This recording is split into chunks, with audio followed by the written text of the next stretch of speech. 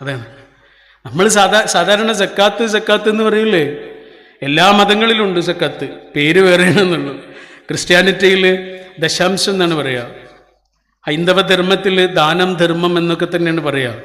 ഇസ്ലാമിൽ സക്കാത്ത് എന്ന് പറയും. എന്താ കാര്യം എന്താണ്? അമ്മക്ക് പഠിച്ചോ തന്നത് എന്താണോ അതിൽ നിന്ന് കുറച്ച് നമ്മുടേതല്ല. അതാണ്.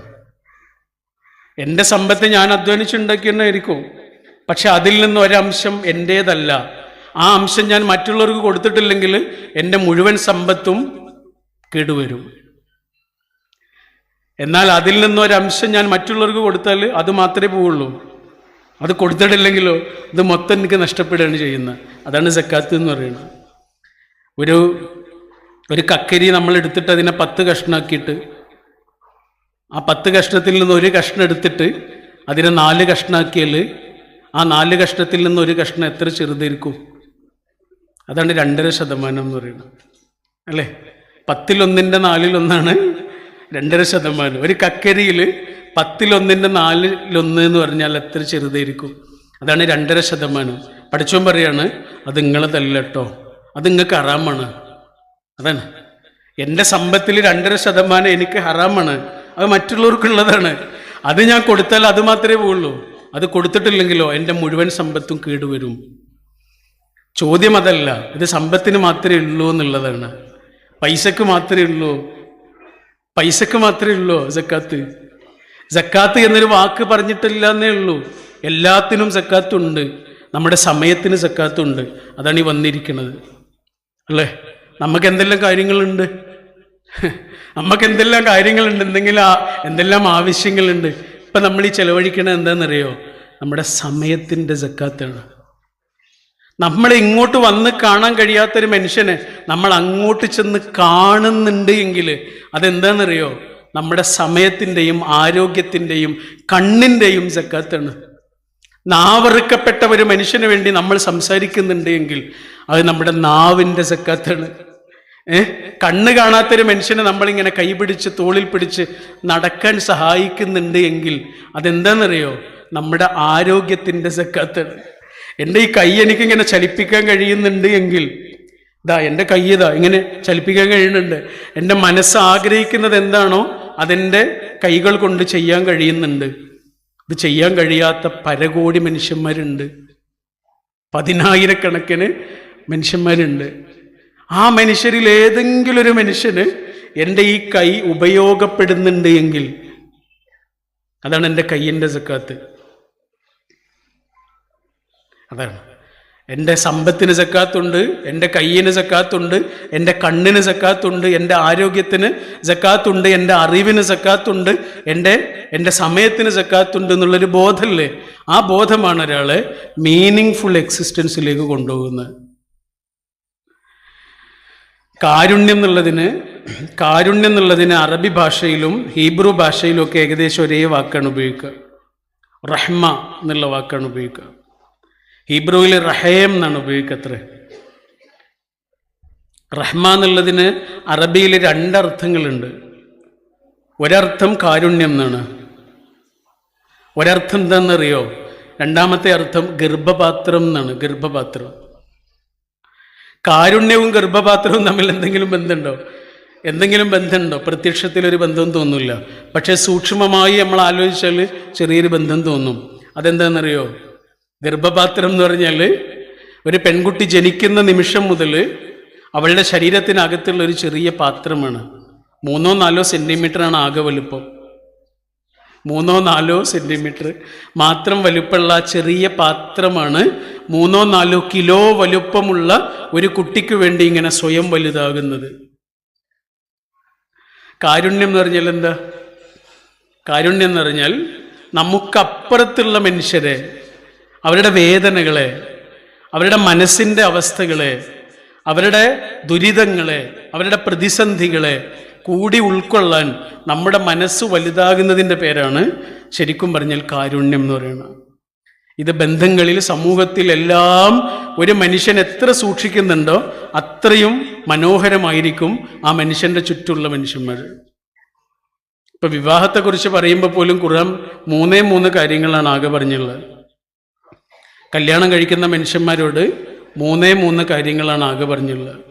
ഒന്നാമതായി പറഞ്ഞു, നിങ്ങളുടെ ജീവിതത്തിലേക്ക് വരുന്നത് ഒരു മനുഷ്യനാണ് കേട്ടോ എന്ന് പറഞ്ഞു.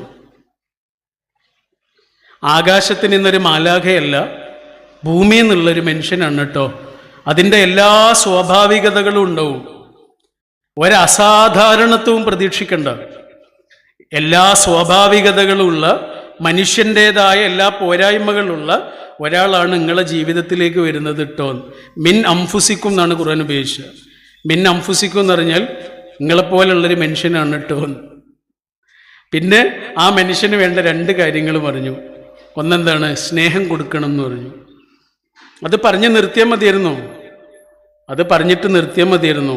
പക്ഷെ പഠിച്ചോൻ അതിൻ്റെ കൂടെ ഒരു കാര്യം കൂടി പറഞ്ഞു. എന്താണെന്നറിയോ? ആ മനുഷ്യന് കാരുണ്യം കൊടുക്കണം കേട്ടോ എന്ന് പറഞ്ഞു. സ്നേഹം ഒരാൾക്ക് 24 മണിക്കൂറൊന്നും വേണ്ട, പക്ഷെ കാരുണ്യല്ലേ? എൻ്റെ കൂടെ ജീവിക്കുന്ന മനുഷ്യന് എന്നെ മനസ്സിലാക്കുക, എന്നെ അണ്ടർസ്റ്റാൻഡ് ചെയ്യുക, അയാളെ ഞാൻ മനസ്സിലാക്കുക എന്നുള്ളതില്ലേ, അത് 24 hours ആവശ്യമാണ്. ഈ മനസ്സിലാക്കുക എന്നുള്ളൊരു അനുഭവം ഇല്ലേ, അതിന് പറയണ മറ്റൊരു പേരാണ് കാരുണ്യം. ഞാൻ എൻ്റെ വാക്കുകൾ ചുരുക്കുന്നു. ഒരു ആശുപത്രിയിൽ ഒരു അച്ഛന് തീരെ വയ്യാതെ അഡ്മിറ്റ് ചെയ്തു. തീരെ വയ്യാതെ കിടക്കുന്ന ആ അച്ഛൻ്റെ കൂടെ അച്ഛനെ നോക്കാൻ വേണ്ടി മാത്രം ഒരു നഴ്സുണ്ട്.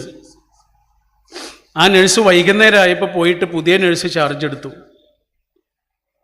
ഈ പുതിയതായി ചാർജ് എടുത്ത നഴ്സിന് ഈ അച്ഛനെ കണ്ടപ്പോഴേ തോന്നി അച്ഛന് തീരെ വയ്യ, മരണത്തിൻ്റെ ചില ലക്ഷണങ്ങളൊക്കെ കാണിക്കുന്നുണ്ട്. നഴ്സിന് പേടി. നഴ്സ് അച്ഛൻ്റെ അടുത്ത് ഇങ്ങനെ ചെന്നിട്ട് ചോദിച്ചു, അച്ഛാ, നിങ്ങളുടെ മോന് പുറത്തിരിക്കുന്നുണ്ട്, മോനെ ഇങ്ങോട്ട് അകത്തേക്ക് വിളിച്ചോട്ടെ, മോനോട് എന്തെങ്കിലും പറയാനുണ്ടോ, ഏൽപ്പിക്കാനുണ്ടോ എന്നൊക്കെ ചോദിച്ചു. അച്ഛനൊന്നും പറയാൻ കഴിയണില്ല, അച്ഛൻ ആ ചോദ്യം പോലും കേട്ടിട്ടില്ല. നഴ്സ് മറുപടിക്ക് കാത്തിരിക്കാതെ പുറത്തേക്ക് ഓടിപ്പോയിട്ട് ആ മകനോട് വരാൻ പറഞ്ഞു. ഓടി വരൂ എന്ന് പറഞ്ഞു. മകൻ ഓടി വന്നു. നഴ്സ് പറഞ്ഞു, അച്ഛൻ്റെ കൂടെ തന്നെ നിന്നോളൂ കേട്ടോ, അച്ഛന് തീരെ വയ്യ, അച്ഛൻ എന്തെങ്കിലും പറയുന്നുണ്ടെങ്കിൽ കേട്ടോളൂ, അച്ഛൻ ചിലപ്പോൾ പതുക്കെ ആയിരിക്കും പറയാ, ശ്രദ്ധിച്ച് കേട്ടോളൂ എന്നൊക്കെ പറഞ്ഞു. ഈ മകൻ അച്ഛൻ്റെ കൂടെ തന്നെ ഇങ്ങനെ നിന്ന്, അച്ഛനിങ്ങനെ തൊട്ട് തലോടി സ്നേഹത്തോടെ അച്ഛൻ്റെ കൂടെ തന്നെ ഇങ്ങനെ നിന്നു. ഒരു പെടച്ചിൽ അച്ഛൻ മരിച്ചു. അപ്പോൾ ഡോക്ടർമാരും നഴ്സുമാരും എല്ലാവരും ഓടി വന്ന് ബാക്കിയുള്ള കാര്യങ്ങളൊക്കെ ഇങ്ങനെ ചെയ്യുന്നതിനിടയിൽ, അച്ഛൻ്റെ ചുറ്റും ഇങ്ങനെ കൂടി നിന്ന് ബാക്കിയുള്ള കാര്യങ്ങളൊക്കെ ചെയ്യുന്നതിനിടയിൽ ഈ മകനില്ലേ, മകനിങ്ങനെ പുറത്തേക്ക് ഇറങ്ങിപ്പോവുക സങ്കടത്തോടെ. ആ സമയത്ത് ഈ മകൻ ആ നഴ്സിനോടൊരു ചോദ്യം ചോദിച്ചു. ആ ചോദ്യം കേട്ട് നഴ്സാകെ അമ്പരന്ന് പോയി. ഇതാരാണ് എന്നാ ചോദിച്ചു. അപ്പം നിങ്ങളുടെ അച്ഛനല്ലേ? അല്ല, എൻ്റെ അച്ഛനല്ല, എൻ്റെ അച്ഛൻ അപ്പുറത്തെ വാർഡിലുള്ള. പിന്നെ ഞാൻ വിളിച്ചപ്പോൾ നിങ്ങൾ എന്തിനാണ് ഓടി വന്നത്? എന്നെ കൊണ്ട് എന്തോ ഒരു ആവശ്യമുണ്ടെന്ന് തോന്നി, അതുകൊണ്ട് ഓടി വന്നതാണ്. എന്നെ കൊണ്ട് എന്തോ ഒരു ആവശ്യമുണ്ട് എന്ന് എനിക്ക് മനസ്സിലായി, അതുകൊണ്ട് ഓടി വന്നതാണ്.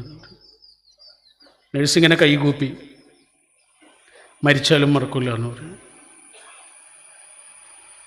നമ്മളെക്കൊണ്ട് എന്തോ ഒരു ആവശ്യമുണ്ട് എന്നറിഞ്ഞ് ഓടിക്കൂടിയ മനുഷ്യരാണ് ഈ മുമ്പിലിരിക്കുന്ന ഈ ജനസഹസ്രം മുഴുവനും.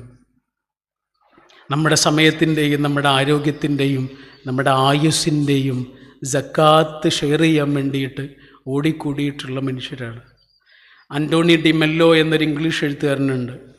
പ്രസിദ്ധനായ കഥാകൃത്താണ്, നോവലിസ്റ്റാണ്. അദ്ദേഹത്തിൻ്റെ ഒരു ചെറിയ പുസ്തകമുണ്ട്, വളരെ രസകരമായ ഭംഗിയുള്ള കുറേ കഥകളുള്ളൊരു പുസ്തകമാണ്. അതിൽ ഒരു പുസ്തകത്തിൻ്റെ പേര് പ്രയർ ഓഫ് ദ ഫ്രോഗ് എന്നാണ്. അതിലൊരു കഥ ഉണ്ട്. അത് നടന്ന സംഭവമാണെന്നാണ് പറയണത്. 2 ചങ്ങാതിമാരുടെ കഥയാണ്. അതിലൊരു ചങ്ങാതി യുദ്ധത്തിന് പോയ ചങ്ങാതി തിരിച്ചു വരുന്നില്ല.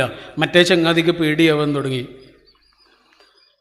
അപ്പോൾ യുദ്ധത്തിന് പോയ ഒരാൾ തിരിച്ചു വന്നിട്ടില്ലെങ്കിൽ അതിന് ഒരർത്ഥമേ ഉള്ളൂ, അയാൾ മരിച്ചിട്ടുണ്ടാവും എന്നാണ്, കൊല്ലപ്പെട്ടിട്ടുണ്ടാവും എന്നാണ്. എല്ലാവരും എന്നോട് പറഞ്ഞു, അതുകൊണ്ടായിരിക്കോടാ തിരിച്ചു വരാത്തത്. പക്ഷെ ഇവന് പേടി, അവനെ കണ്ടേ പറ്റുള്ളൂ, അവനെ തെരഞ്ഞു പോവുകയാണ്. തിരിച്ചു വരുമ്പോൾ പറഞ്ഞതുപോലെ തന്നെ ആ ചങ്ങാതിയുടെ മൃതശരീരവുമായാണ് തിരിച്ചു വരുന്നത്. മരിച്ചിട്ടുണ്ട്. അപ്പോൾ കൂടെയുള്ള ആളുകളൊക്കെ അവനോട് പറഞ്ഞു, ഞങ്ങൾ ആദ്യമേ പറഞ്ഞില്ലേ അവൻ മരിച്ചിട്ടുണ്ടാവും, ജീവനോടെ നിനക്ക് അവനെ കാണാൻ പറ്റിയില്ലല്ലോ എന്ന് ചോദിച്ചു. അവൻ പറഞ്ഞു, കാണാൻ പറ്റി. ഞാനിവൻ്റെ അടുത്തേക്ക് എത്തുമ്പോൾ അവന് ജീവനുണ്ടായിരുന്നു. ഞാനിവൻ്റെ അടുത്തേക്ക് എത്തുമ്പോൾ ഇവന് ജീവനുണ്ടായിരുന്നു. എൻ്റെ കണ്ണുകളിങ്ങനെ അടയാൻ തുടങ്ങിയിരുന്നു. എന്നെ കണ്ടപ്പോൾ അവനൊരു വാക്ക് പറഞ്ഞു, എനിക്ക് ആ വാക്ക് മതി. ഇനിയുള്ള കാലം മുഴുവനും എനിക്ക് ജീവിതം തുഴയാൻ ആ ഒരൊറ്റ വാക്കിൻ്റെ തുമ്പ് മതി. അവനെന്നെ കണ്ടപ്പോൾ പറഞ്ഞത് എന്താണെന്നറിയോ? അവനെന്നെ കണ്ടപ്പോൾ പറഞ്ഞു, എനിക്കറിയാമായിരുന്നു നീ ഇവിടെ എത്തുമെന്ന്. അതാ എടാ, എനിക്കറിയാമായിരുന്നു 800 കോടി മനുഷ്യന്മാരുടെ കൂട്ടത്തിൽ നിന്ന് ഒരാൾ എന്നെ തിരഞ്ഞു വരുമെന്ന്. ജൂൺ മാസമാകുമ്പോൾ സ്കൂളിലേക്ക് പോകുന്ന മക്കളെക്കുറിച്ച് ആലോചിച്ച് അവർക്ക് വാങ്ങിക്കൊടുക്കേണ്ട കാര്യങ്ങളെക്കുറിച്ച് ബേജാറായി നിൽക്കുന്ന ഒരമ്മയുടെ, ഒരു ഉമ്മയുടെ അടുത്തേക്ക് നമ്മളിങ്ങനെ ആ സാധനങ്ങളുമായി, പുസ്തകങ്ങളുമായി, വസ്ത്രവുമായി ഒക്കെ ഇങ്ങനെ ചെന്ന് കയറുമ്പോൾ ആ അമ്മ പറയുന്ന വാക്കാണിത്. ഒരു പെരുന്നാൾ വരുമ്പോൾ, ഒരു നോമ്പ് വരുമ്പോൾ പൊടിയും സാധനങ്ങളൊക്കെ എത്തിക്കാൻ വേണ്ടി നമ്മുടെ കുട്ടികൾ വണ്ടി പിടിച്ചിട്ട് ആ വീട്ടിലേക്ക് കയറി ചെല്ലുമ്പോൾ അവിടെയുള്ള വാപ്പയോ ഉമ്മയോ പറയുന്ന വാക്കാണിത്, എനിക്കറിയാമായിരുന്നു നിങ്ങളിവിടെ എത്തുമെന്ന്. രോഗിയായി കിടക്കുന്ന ഒരാളുടെ അടുത്തേക്ക് നമ്മുടെ പ്രവർത്തകർ ആംബുലൻസുമായി ചെന്ന് കയറുമ്പോൾ അവർക്ക് വേണ്ടതൊക്കെ ഒരു ആശുപത്രിയിൽ നിന്ന് എന്താണോ കിട്ടുന്നത് അത് മുഴുവൻ ഇങ്ങനെ കൊടുക്കുമ്പോൾ ആ മനുഷ്യരുടെ ഉള്ളിൽ ഉണരുന്ന ഒരു വാക്കാണിത്, എനിക്കറിയാമായിരുന്നു നിങ്ങളിവിടെ എത്തുമെന്ന്. നേരത്തെ അമീർ ഡോക്ടർ പറഞ്ഞില്ലേ, വീട്ടിൽ കിടന്ന് മരിക്കുന്ന ആളുകളവിടെ കണക്ക് പറഞ്ഞില്ലേ. വീട്ടിൽ കിടന്ന് അത്രയും ആളുകൾക്ക് മരിക്കാൻ കഴിയണം എന്തുകൊണ്ടാണെന്നറിയോ? ആശുപത്രിയിൽ നിന്ന് കിട്ടുന്നത് വീട്ടിലെത്തിച്ച് കൊടുത്തതുകൊണ്ടാണ്. അതുകൊണ്ടല്ലേ ആശുപത്രിയിലേക്ക് പോകേണ്ട ആവശ്യം വരാതിരുന്നത്. ആശുപത്രിയിലേക്ക് പോകേണ്ടി വരാതിരുന്നത്, ആശുപത്രിയിലേക്ക് എന്തിനാ പോകുന്നത്? അതൊക്കെ വീട്ടിലേക്ക് ഇവർ എത്തിച്ചു കൊടുത്തതുകൊണ്ടാണ്. അല്ല, വെറുതെയല്ല. ആ മനുഷ്യരുടെ ഉള്ളിൽ ഉണരുന്നൊരു ചിന്തയാണ് എന്ത്? ഞങ്ങൾക്കറിയാമായിരുന്നു നിങ്ങളിവിടെ വരുമെന്ന്. ഫെമി ഒത്തഡോള ഒരു ആഫ്രിക്കൻ കോടീശ്വരനുണ്ട്. ഇപ്പോഴും ജീവിച്ചിരിക്കുന്ന ആളാണ് കേട്ടോ. കോടീശ്വരനാണ്, ബില്യണറാണ്. ഫെമി ഒത്തഡോള എന്ന് അദ്ദേഹത്തിൻ്റെ പേര്. അദ്ദേഹമായിട്ടുള്ളൊരു ഇൻ്റർവ്യൂ അടുത്ത കാലത്ത് കണ്ടിരുന്നു, ഒരു TV ഇൻ്റർവ്യൂയാ. അപ്പം ഇങ്ങനെ കുറേ കാര്യങ്ങൾ ചോദിക്കുന്ന കൂട്ടത്തിൽ അദ്ദേഹത്തോട് ആ ചോദിക്കുന്ന ആൾ, ഇൻ്റർവ്യൂ ചെയ്യുന്ന ആൾ ചോദിച്ചു, നിങ്ങളുടെ ജീവിതത്തിൽ ഒരിക്കലും മറക്കാത്ത ഒരു നിമിഷം ഏതാണ് എന്ന് ചോദിച്ചു.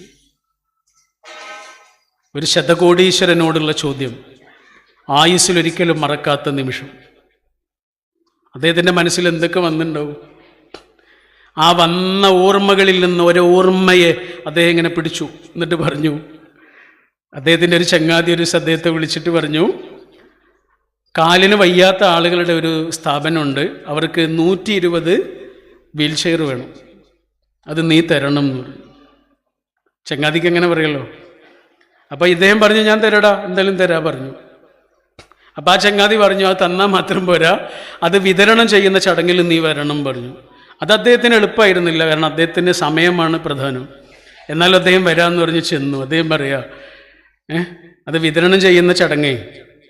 അപ്പോൾ കാലുകൊണ്ട് വയ്യാത്ത ആളുകൾ വേറെ ആളുകളുടെ സഹായത്തോടെ ഇങ്ങനെ സ്റ്റേജിലേക്ക് വരും, എന്നിട്ട് ഈ വീൽ ചെയറിൽ ഇരിക്കും, എന്നിട്ട് അവരൊറ്റയ്ക്ക് ആ വീൽ ചെയർ ഇങ്ങനെ തുഴഞ്ഞു പോകുന്നത് കണ്ട നിമിഷം, അതെൻ്റെ ജീവിതത്തിൽ വലിയ സന്തോഷമുള്ള നിമിഷമാണ്. ആ 120 വീൽ ചെയറും കിട്ടിയ ആളുകൾ ആ സ്ഥാപനത്തിൻ്റെ മുറ്റത്ത് ഇങ്ങനെ പറന്ന് കളിക്കുന്നത് കണ്ട നിമിഷം, അവരാ വീൽ ചെയർ കിട്ടിയ സന്തോഷത്തോടെ അതിങ്ങനെ തുഴഞ്ഞ് അതിലൂടെ ഇങ്ങനെ സഞ്ചരിക്കുന്നത് കണ്ട നിമിഷം എനിക്ക് മറക്കാൻ കഴിയില്ല. അത്രയും നല്ല നിമിഷമാണ് എന്ന് പറഞ്ഞിട്ട് അദ്ദേഹം പറയാ, ആ പ്രോഗ്രാം കഴിഞ്ഞിട്ട് ഞാൻ തിരിച്ചു പോരുമ്പോൾ നിങ്ങൾ ചോദിച്ച ചോദ്യം, അതിനുള്ള ഉത്തരം ആ നിമിഷമാണ് എൻ്റെ ജീവിതത്തിൽ ഉണ്ടായത്.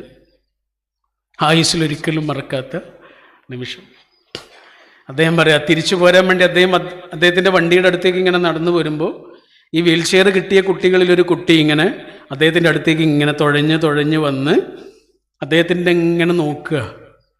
അദ്ദേഹത്തെ ഇങ്ങനെ നോക്കുകയാണ് മുഖത്തേക്ക്. അപ്പം അദ്ദേഹം ചോദിച്ചു, എന്താ മോളെ ഇങ്ങനെ നോക്കണത്? അപ്പം ആ കുട്ടി പറഞ്ഞു, ഒന്നുമില്ല, പ്രാർത്ഥിക്കുമ്പോൾ ഈ മുഖം